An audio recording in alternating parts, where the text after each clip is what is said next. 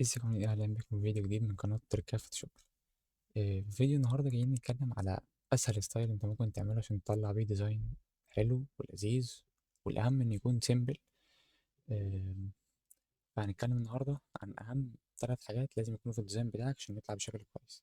ال3 حاجات هم يعتبروا صورة شخص، بس يكون صورة متصور في استوديو أو صورة بخلفية، يعني هنشوف مع بعض ازاي دلوقتي عاملة ازاي، وجريدينت أسود من تحت وشوية كلام. ده كل الموضوع. اللي بنخش دلوقتي نشوف الحالة دي هتتعمل ازاي. أول حاجة أنا هدور على الصورة. أنا دلوقتي الصورة الشكل في دماغي إن أنا عايز أدور عليه، إن أنا عايز أدور على شخص جوه استوديو. أنا هكتب مان إن استوديو. بص أنا معملتش حاجة، يعني ده كتبت مان إن استوديو ودورت. الفكرة دلوقتي في إيه؟ إيه اللي بيخليني أختار صورة دي عن الصورة دي؟ هنا الصورة دي الخلفية بتاعتها سوليد، يعني سادة مفيش أي حاجة، يعني مش أحسن حاجة للعين. إنما هنا الصورة دي صورة لأ، أحسن بكتير. يعني في إضاءات، في جزء مظلم، في جزء فاتح، الصورة فيها الخلفية فيها شوية تكتشر شوية، فاهم؟ الصورة كويسة نوعا ما. فإحنا نختار صورة زي دي، فممكن نحمل الصورة عندنا. طيب ونيجي في فوتوشوب هنختار مقاس 3000 في 3000، المقاس بتاعنا العادي اللي هو المربع. تمام. طيب أنا دلوقتي هنا عندي صورة الشخص. عشان أقصها قص يكون بروفيشنال وتكون باينة كويس جدا، بدل ما أقصها أنا بالفوتوشوب أو أقصها بإيدي، في الموقع ده اسمه بيكسل كات، هسيب لك اللينك بتاعه في الديسكريبشن. ده موقع اي اي بيقص الصور بدوس الزرار عامة، يعني انت لو دوست كده ابلود مثلا الصورة دي، هو كده دلوقتي انا اديته الصورة انا عايز اقصها، هيقعد يحمل كده شوية عشان هيقص لك الصورة بأسهل طريقة ممكنة. طيب هنا بعد ما قص لي الكاركتر اعمله داونلود عشان انزله عندي. كده انا بقى عندي ح- الشخص موجود مرتين، مرة بخلفية ومرة من غير خلفية، اقول لك هنستخدمهم فين دلوقتي.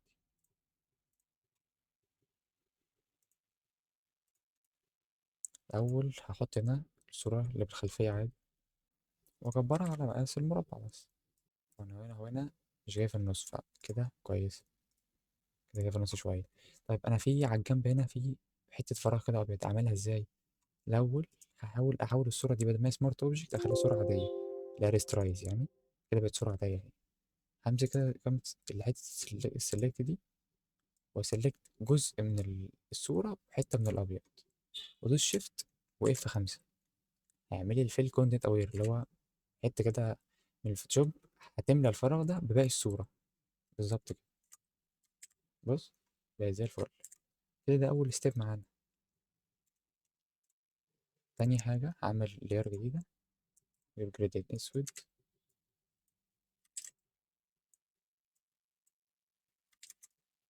عشان أعمله من تحت بالظبط كده 100 فل و10. نكتب الكلمة بتاعتنا، نعمل لها دروب شادو بالظبط هو اللون ده. حاجة كده كويس، يعني أنا مش عايزه يبان قوي، حتى كده أوتر بلو بس يكون فاهم سنة كده لمعة. وأعمل الحركة اللي بتاعتنا دي على طول اللي هي سكيو، طلع كده. كده هو في النص. طيب أنا بقى ليه كنت محتاج الصورة شخص مقصوص؟ عشان هاخده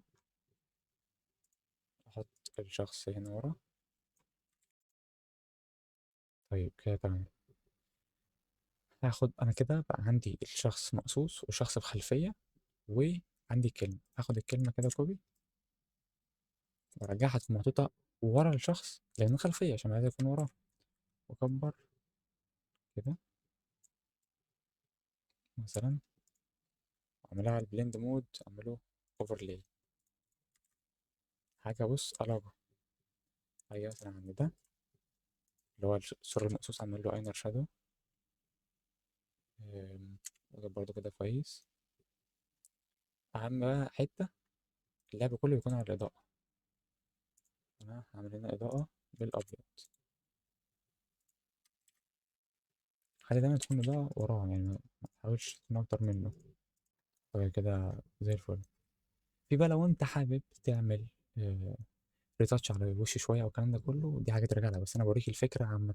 الفكرة كلها مترتبة على حاجة واحدة خالص، ألا هي الصورة. إن أنا يكون عندي صورة في استوديو، صورة كويسة.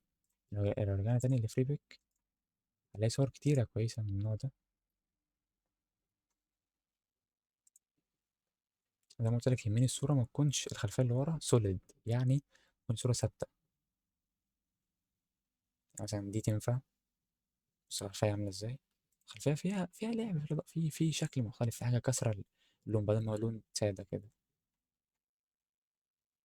دي تنفع جدا. دي تنفع جدا. دي تنفع أوي يعني، فاهم، دي تنفع جدا أوي برضو.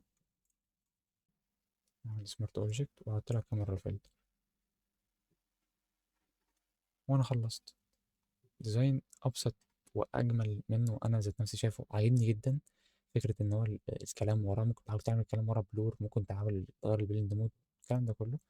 لو حابب بقى تزود هنا في الجناب، تزود اللوجو هنا، تزود اللوجو هنا، تكتب كلام تحت، كلمة كده رفيعة بالخط رفيع مثلا، مثلا كتبت كده.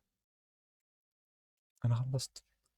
ما يعني لو جيت تشوف اللايرز مش هيكملوا 7 8 لايرات على بعضيهم. الخلفية، الكلمة اللي وراها معمولة بلند مود، الإضاءة بالأبيض كده، حبة إضاءة على الشخص المقصوص، الجريدينت الأسود والكلمة. شكرا. طبعا أهم حاجة فيهم الكاميرا فلتر، يعني بص الفرق طبعا عامل إزاي. بس كده. دي كانت أبسط فكرة أنت تقدر تعمل بيها ستايل حلو ليك. لو أنت ما عندك صور أو عندك فوتج متصور في استوديو أو متصور في لوكيشن كده، وليه ليه خلفية مش صورة عادية خلاص، أو صورة PNG. فبس كده. ده كان فيديو بسيط كده ولا سريع. لو حبيت تسألني في أي حاجة أنا جاهز أرد عليك. متنساش تعمل شير ولايك سبسكرايب. أشوفك في فيديو اللي جاي.